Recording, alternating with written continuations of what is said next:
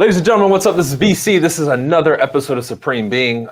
We've been bringing you the interviews recently. You've been asking for more, so I decided to bring on another rock star, someone who I've known for a couple of years now. Zak, welcome to the show, my friend. Hey, man. Thanks for having me. I appreciate it. So a quick introduction about yourself, bro, and all the greatness coming out of the state of Washington for the folks that might not know you. Cool. So, I got into real estate. This is my fifth year.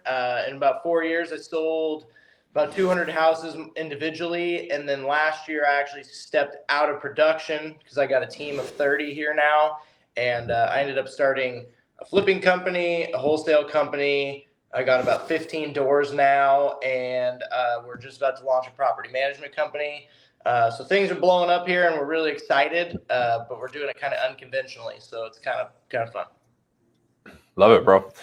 So you went over a lot there, right, in a very short time. So where did the name Dream Team come from? Because that's the name of your team over there in Washington, right? Oh, yeah, for sure, dude. I just really liked the Michael Jordan era of basketball. So the Dream Team, Olympic team. And then I was like, yeah, I'm just going to rock with that. I loved it. And then we just actually rebranded it because, I never really thought we'd end up having 30 people and being in 2 different states. So we just did a rebrand and it looks awesome. So we're super excited.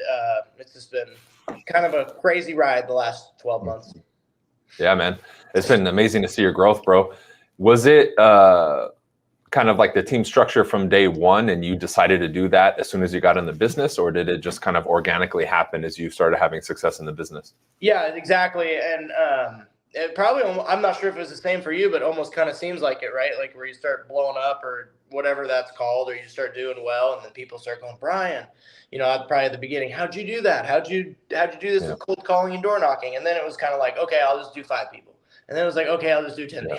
It's like, okay, I'll just do 20 people. And then shit, you're at 30 people and you're like, okay, fuck, I'll just do 100 people. It's like, whatever. So it's just been organically, developing as time goes on. What do you think allowed you to be in like that 1% of people that had massive success when they got into real estate? Because the statistics, bro, 90% or 92% of people, I think, fail within a year or two, yet you're crushing it. What's the magic? Yeah, my first, obviously just owe a lot to you, just listening to you. And I think that just comes with also being a good student, right? Because you had a coach or whatever that you just kind of humbled yourself, put ego out the door, just like, hey, I'm just going to shut up. I'm just going to listen to this and I'm just going to move forward. And so I think a lot of people have that, but they just don't allow themselves to do that. Because I think anyone can truly do this. I think even some people are more cut out to be job people, which is totally fine because we need nurses and we need principals, we need doctors, we need all that stuff. But I really do think anyone can do it. It's just, do you want to do the steps long enough, consistent enough, and eat a lot of shit on the way there? And not a lot of people want to do that, man. Not a lot of that's it. Just work hard and do that. And no one really wants to sign up for that. It sounds fun, but then it's like, oh, you have to just crawl through the mud like you're in the army training, like just crawling through it. Not a lot of people have it cut out in their DNA to do that. I agree, bro. I had a lot of people reach out to me when I started in LA, and when I told them what I was actually doing and they found out, 99% of them just ran for the hills. So it's like, oh, there's no way I'm going to work that hard, right? Yeah. So just so people have a better understanding, pre-real estate and getting your license, what did you do? I literally had a bad relationship around early 20s, and that took me to get a little bit of a late start in life. Then I went to school, and I was going to get, either my master's or doctorate in psychology. And obviously, I know that kind of stuff interests you too, right? It kind of comes hand in hand with like business or, just conquering the mind. So I was just really excited, and I really wanted to be self-employed and have my own practice and kind of just do my own thing.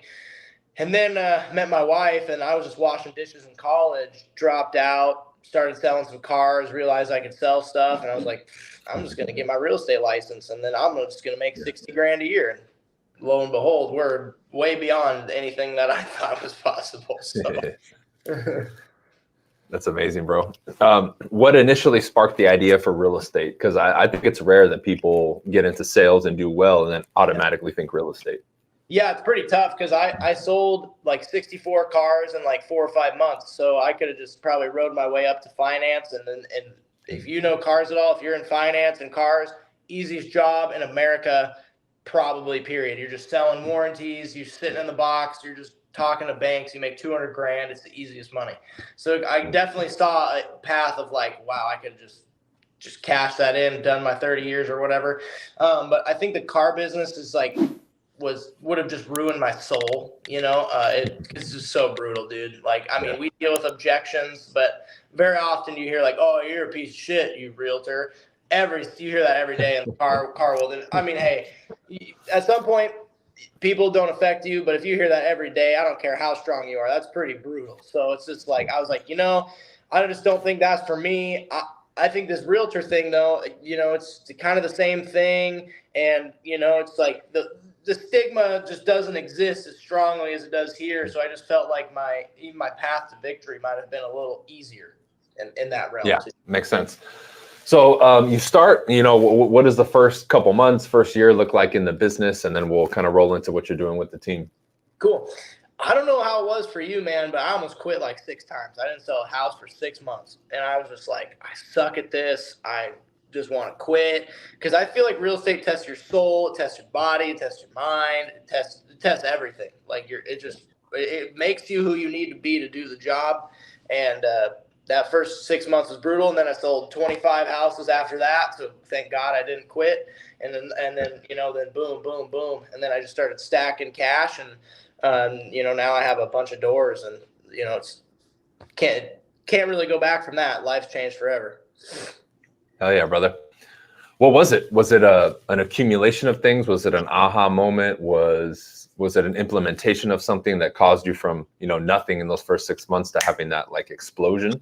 Yeah, I think it was just honestly a life test, man. Like life was like, how bad do you want this? And it sent me through just the building myself up emotionally. And then I got like 1 or 2 deals closed, and I was like, this isn't too hard, and then you start posting on Facebook, and all your friends are like, well, Zach's actually not quitting. He's doing the thing. And then, you get a few people interested, you learn a little bit, and then it just went boom, boom, boom. And then COVID hit, and, the rest is kind of history, right? Because interest rates were like 3%.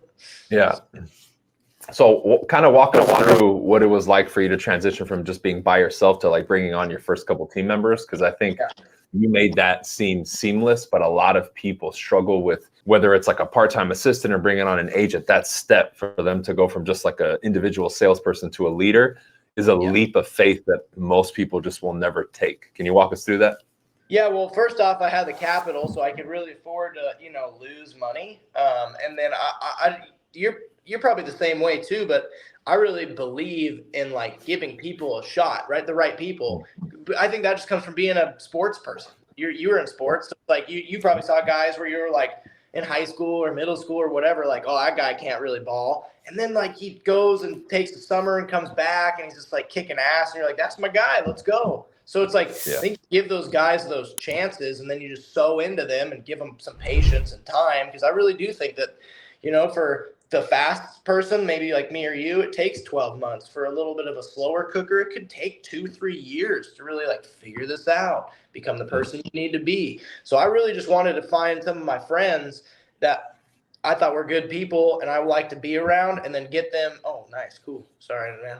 I didn't know you could do that on here, but I just like to get people, around that showed a lot of potential, and, I could sow into them. And lo and behold, then you start getting some top producers after your original guys kind of start kicking off. And then, I think I owe it a lot to sports, man. Just being around just the camaraderie and being a leader in sports, and then just translating it to here and just truly being there for people. Because a lot of people in this industry, man, you know how it is. They just don't want to be there for you. A lot of this is just like being there for someone when their dad passes away, or like, someone has a really bad relationship with money, and you're just like, bro, let me sit down. We'll go get some coffee. You can cry, whatever you need to do, man. But it's more than just houses, for sure, when it's the team stuff. Yeah, a lot of times the coldness of the business kicks in, and the people forget that human element, right? Like we all have lives and we exist outside of just churning transactions, right? Yep. One thing you mentioned, and you've mentioned this a few times throughout the interview so far, that I think is a tough thing for people is, you said you stack cash, you have capital. So it seems like having a basic discipline with money wasn't hard for you, right? No. was there like a philosophy or something that you learned or some kind of thing that you implemented from the beginning to make sure that you didn't really mess around with money and you set yourself up for future success? Yeah, I think my growing up single mom, dude, my mom was super frugal. And I remember when I was 18, she gave me a credit card and she looked at me, she was like, don't fuck this up. So it's like I kind of had like an early intro to like credit and money. And, you know, I honestly, there's probably a few times I even rammed that credit card up to $2,000 max. My mom's like all pissed, probably trying to bail me out. I think that happened a few times. So I just learned early on, you know, where it's like, hey man, you gotta, you know, I thank my mom for that, where she's just sewed that into me. And then, yeah, I think that just being on a budget is super important, living below your means. And, but I also think that since I'm a really investment mindset and you are too, because you have some doors and stuff, when you're investing, like more of an investor mindset in this, I think it makes it a lot easier, man, because a lot of these realtors, they don't want to ever think about more than just selling houses. And that's what I was super passionate with the team and why we left some of the brokerages we left, because it was like retail, sell. And we're like, dude, there's like 7 other ways to make money. And you guys all think it's like scummy and bad. And it's like, not really. It's really trapping my realtors or any realtor in the matrix of just sell houses and you can't build any wealth. Well, I mean, you can, but it's not as efficient building wealth selling 30 houses a year, especially not for your time either. Yeah, absolutely.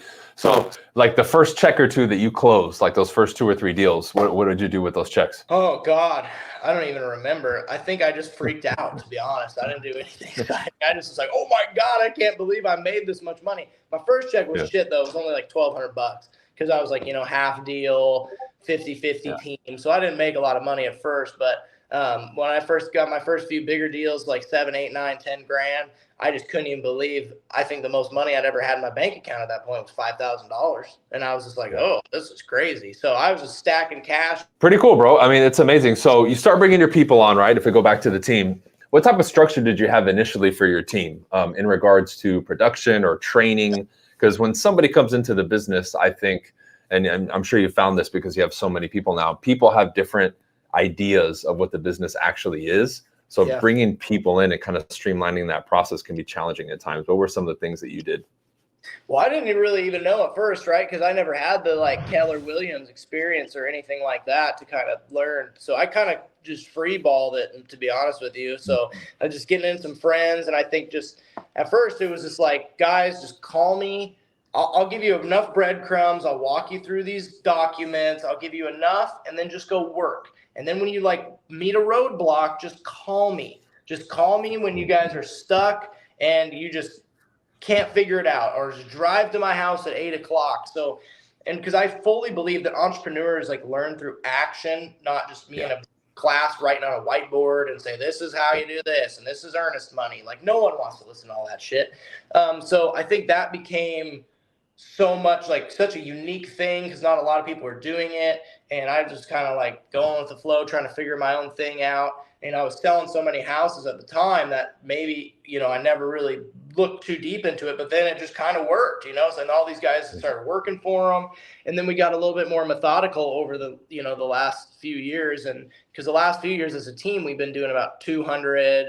We did 210 last year, even though it was a crappy year, and 230 the year before that with me still selling like 40 houses. So me getting out of production was awesome. And then now we're just refining that. We got like a whole new agent trainer course thing. That's really awesome. So yeah. And a lot of those new guys I had at first, the OGs, so to speak, now they're like, you know, they're flourishing. They know how to help me. So it's ready to take off to that next, that next level. Yeah. And you mentioned now you're in a second state, Idaho, correct? Yep, and then we're trying to go to a different city.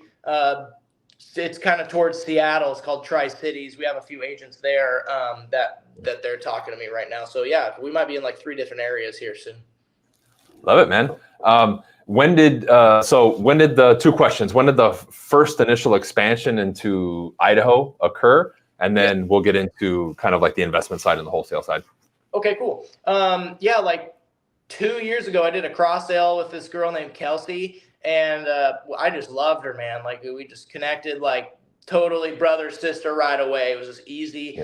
And so we met, and then it was like, hey, you know, like, do you want to start some Idaho thing? And then yeah, it just organically happened. You know, she had 4 or 5 close friends. They left their place, went to us, and we just kind of built it up. It's still pretty slow over there. Idaho's kind of a different beast, man. Washington, everyone, at least in Spokane, everyone kind of wants to collaborate. Idaho's kind of like, we want to collaborate, but kind of leave me the fuck alone, and I don't really want to get to know you or really learn much because I don't know. It's just a resort town, man. It's kind of weird. It's just different there. So we're trying. We still got like 5 or 6 people over there. But yeah, I mean it's great. I want to get another like 5 or 10 people there and another 5 or 10 people in Tri-Cities. But the Idaho, everything's happened organically, right? Like even the Tri-Cities, a guy that tuned my car 3 years ago calls me. He goes, I want to be a lender. And then goes, I got 3 buddies that are in real estate. You should meet them. I'll be the lender. Made him meet Hunter. Yep. Boom. The rest is history. So. Love it, man. So it sounds like, the resounding theme with you has really just been like the people aspect, right? I feel like people really, because, you have a pretty warm and open personality, bro. And I think it's very easy for anybody to be like a friend with you. Is that something you always had, or did you know you had to really develop that to have success in real estate, especially being like a connector with people? Yeah, I think that's natural, man. My mom used to say that I'd go up to strangers at the grocery store. She's worried about me getting captured. So, I have the same thing because I got a son and a daughter now, and they do the same stuff, right? So I think that's just a God-given gift to just connect with other people, and I just think being open's easier because if you're not, then it's like, it's just like you can't really ever help. You can't impact people as much.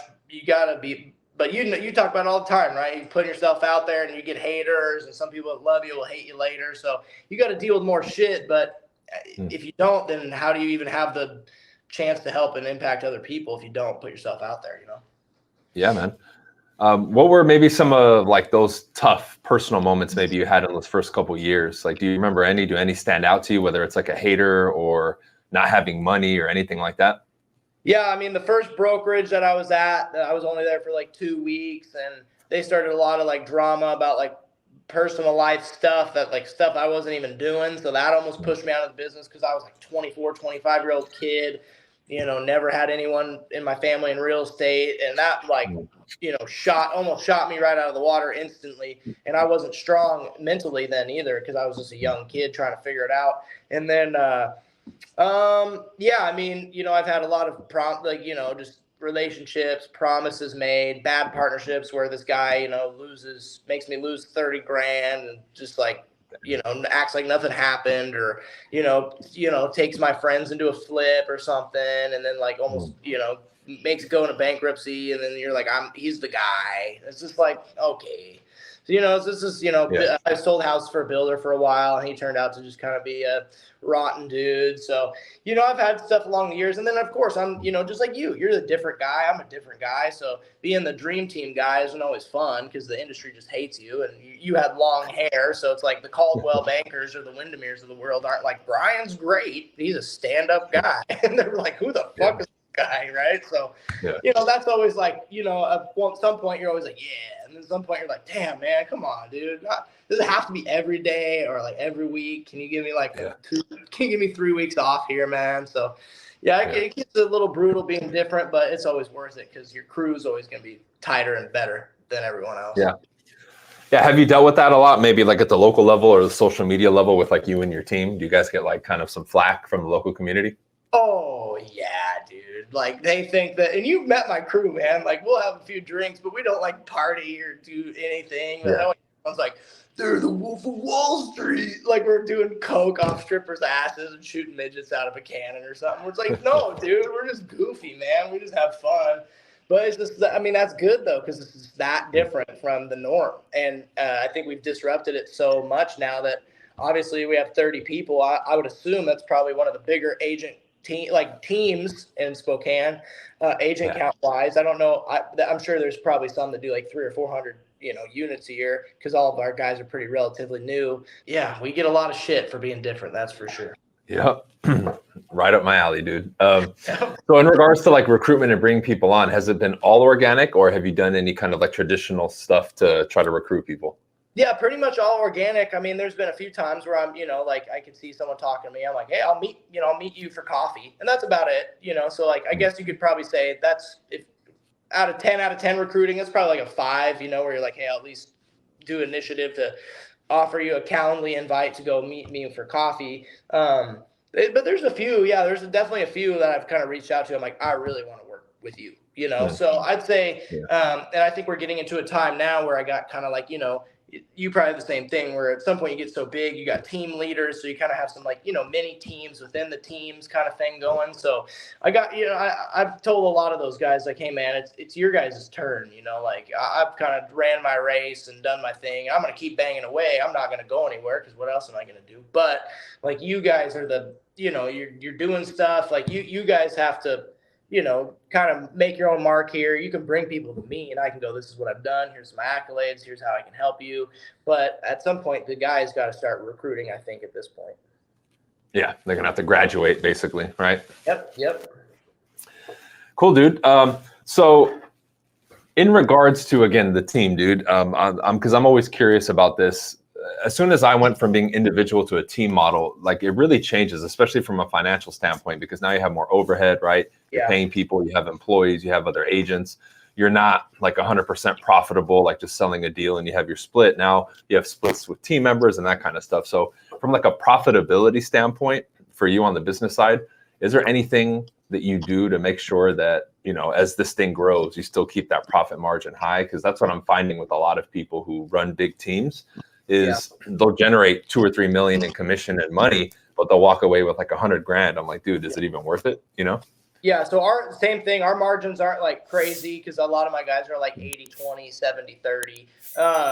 But I think that's kind of like just works for us for our model. I've had a few people be like, I can't believe you're doing this, which I make sense. I get it. Cause like obviously 50-50, 60-40, but me, I started on a 50-50, 60-40 thing. And it just like wasn't my jam. And so I feel like my jam is like, let me build up some leaders and then build them up so good that they can either leave my team and start their own thing, or they just can stay here and use my systems and they'll know that like they'll save 20, 30, 40, 50, 60 grand in like startup costs and mistakes and stupid shit that I had to do. So that's kind of that's kind of my jam. And so far it's really worked, but like I get creative. Like I got an assistant, she's getting her license. We're going to work together, share our retail stuff 50-50. I give her like a transaction fee. I pay her like all commission, but I'm like, you're going to make more money anyway than if I wage you out. So, so I've just gotten a lot of, like creative things that have allowed me to just,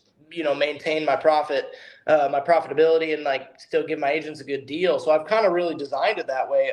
And then now, I don't have to, I feel like it's attracted the right people too, because I think a lot of those 50-50s can kind of bring a lot of job people, that just kind of want that free leads, check in, just 50, 60 grand a year. So, I think it's been, really good for me because, and also I got the investments and the flips and I got all these other things that allow me to, hey, even if I make a few $100,000 or $100,000 or whatever, or I just really do a good deal one day and just say, I'll just take 50 grand a year and I'll be around, I'll give some money to my leaders or whatever. I got my flips, I got my rentals, I got this property management company, that can do other things. Oh, and I got a construction company. I forgot to mention that, but I just started that too. Yeah. So I got these other things, man, that can kind of just, take care of the rest. Yeah. That's great, bro, because a lot of people aren't future minded and investment minded when they started. And you mentioned you had that from day one. But with the team model, bro, I think that's brilliant because I did something similar with my team. And the main focus for me, kind of like you were saying, at the end, it's like, I want to create an environment where it's easy for them to be loyal, right? You focus on the people, right? You don't reach into their pockets too much. And it's very easy for people to grow within your company because you give them the opportunity to, again, graduate to leadership, get more responsibility, make more money. And now there's really no reason for them to leave, right? Was that kind of your philosophy as you built the thing? Right on, man. And then bigger now, because now it's like, okay, I want you guys to have money so you can go do flips with me, or, we can go do a fucking development and, punch. Like I find a flip house that's on a half an acre and now we can go punch in some roads and put some money in and go do a development or, whatever. So to me, it was always like, let's think about this 5, 10, 15 years down the road. And if I can, same thing, build a thing with some loyalty, with good camaraderie, they know my heart. They're like, damn, this just that alone right there. You saying that, that's who else in real estate saying that shit? Me and you, not very many other people, right? So it's like people get that, man. They especially these agents that stick around with you for 2, 3, 4 years. They're like, where else am I going to go? Not anywhere else. They don't even give a shit about me. Yeah, no, it's true, bro. So right now, in regards to like maybe the next 5 years, are you really focused on expanding into more states, or are you looking to really just take over these two little, or I think you're going to be in your third area, you said, but are you really focusing like Spokane, Coeur d'Alene, or is it, hey, fuck it, I want to take over the whole United States? Yeah, I think I'm willing to take it wherever it organically goes. And I got a owner that runs this brokerage up here called Amplify. He's got a kind of almost like an EXP model that he built for himself. It's kind of interesting, or like a real thing. It's like a cloud-based thing. It's just really different, really neat. And he's also my age, so he's a younger guy. So I think we could do whatever, man. So I'm open. And then I think the rest of it is I'm less interested. I'm interested in the team stuff to helping them, but I'm more interested in like my leaders taking over, and then all these other companies that I'm building, and then like my my flips and my building my portfolio. I'm really focused on that right now, rather so as just the team. Yeah. So what would be your recommendation, bro, to either somebody who's in a position similar to us, like maybe where they're leading a team or people, or like a newer agent, to really adopt this mindset that you have of focusing on the people first versus just profitability and numbers? Yeah, I mean, I think it just comes from, I almost feel like it has to be like who you are at your core. I think you're either that way with people or not, truly. So I'd say if you're not that way, then I guess we can take all their agents. We give a shit. But if you are that way, I'd say it's worth it. You're not going to make a lot of money up front, but in the long run at scale, it's really worth it. And if you can just hang in there enough to do it, it's so worth it. And also, I would recommend getting involved in the investment side of things, because like you just got to understand, man, there's like in this town, there's one other place besides us. I'm probably some teams. I don't know everybody, but there's one prominent place in Spokane other than us that's like investment, build apartments, do flips, wholesale properties. Like that is such a big thing, I think, to add to a team dynamic. It's just because nowhere else does it, and that's the shit that's going to really impact people to build long-term wealth. Right. So the future for you, are you going to stay in Spokane, or are you going to move? I really like Scottsdale, man. Not gonna lie. Yeah. So it's I think that could be like a 5-year thing for sure, dude, or Florida or wherever. But definitely gonna get a second home. I mean, right now I can't, because I guarantee you a second rate house is fucking like 10% or something, just astronomical. So, but I love it here. I hate it's 1 degree outside. I can't do the winters. My wife hates the winters. So it's a little bit more challenging with kids, but I mean, I think we're going to send our kids to Christian school anyway, so we can do whatever the hell we want. So, but it would be nice to pick up, at least for now, like a condo somewhere that we could run away to. But yeah, eventually Arizona, I really like because it's only a 2-hour flight from me, and it's warm, and the vibe down there is just kind of almost similar to my, like a Florida. It's different. You guys are definitely a little bit more weird, which I like a lot, because it's just crazy. Freaking people riding crocodiles and shit. It's crazy. A little bit more older people in Scottsdale area, but I just really like the vibe down there, man. It's really cool. Oh yeah, dude. It's amazing. Yeah, I've been to Scottsdale a few times and I like it, and I still have a lot of friends that live out there too. So cool, man. I appreciate you coming on, dude. If somebody wants to hit you up and they're like, hey man, I want to link up with Zach, what's the best way for them to get a hold of you? Yeah, I mean, you can text me 509-703-0902, or you can just add me on Facebook. I'm, like Bryan said, pretty open guy. You can just text me or DM me or whatever if you have questions. I'm really passionate right now about teaching about everything I've learned on flips and stuff. Or if you want to ever get me out, Bryan, to speak, I would love to do a lot more speaking gigs, and I got a lot more value to give now that I can teach a lot about the flipping and stuff, and just building wealth, because I stacked like 15, 16 doors just in the last 2 years, and I only spent like 50 grand because I was utilizing the Burr method and stuff. So yeah, man, I'm here to help anyone who wants to learn stuff. Yeah, beast mode. All right, guys, contact him. Appreciate you coming on, bro. That's it for this episode, ladies and gentlemen. Another amazing guest. I've seen Zach come up and do his thing, and he's really just crushing it. So I'm glad to have him on. And most definitely, bro, I'm doing a lot of events, virtual events and summits and, in-person events. So you'll definitely be at some of them for sure.